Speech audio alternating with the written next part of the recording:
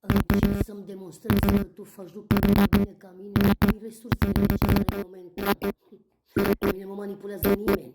Nici frazele care mi le pun aici, care nu sunt ale tale din viața.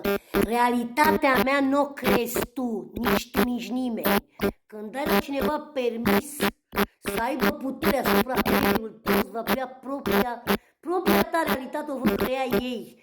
Eu doar aștept să ajung în fața legii, iar în fața legii o să vedem cu toții, cine a mințit și cine nu, cine are dreptate și cine nu, cine a chinuit pe cine, da?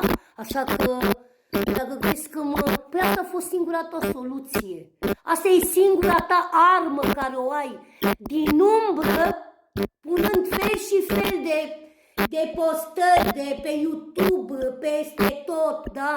Realitatea e alta. Realitatea pe care tu vrei să o creezi, să o creadă cine vrei tu.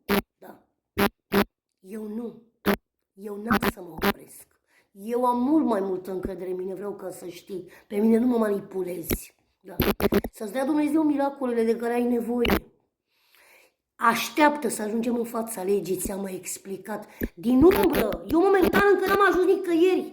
Da, dar eu n-am ajuns nicăieri, momentan. Da, oricât de greu mi-ar fi și prin orice ar trebui să trec. Da, mie nimeni nu mi-a întins o mână. La mine n-a venit nimeni, absolut nimeni, să-mi spună o soluție. Da, asta spune tot despre tine și despre tot ce ai făcut. Deja ești pusă pe multe rețele de socializare, nu doar ești pe TikTok, stai liniștit. La un moment dat ceva se va întâmpla. Da. Iar aici, în casa asta, cum se apropie cineva, da, cum se apropie cineva, cum chem poliția din nou.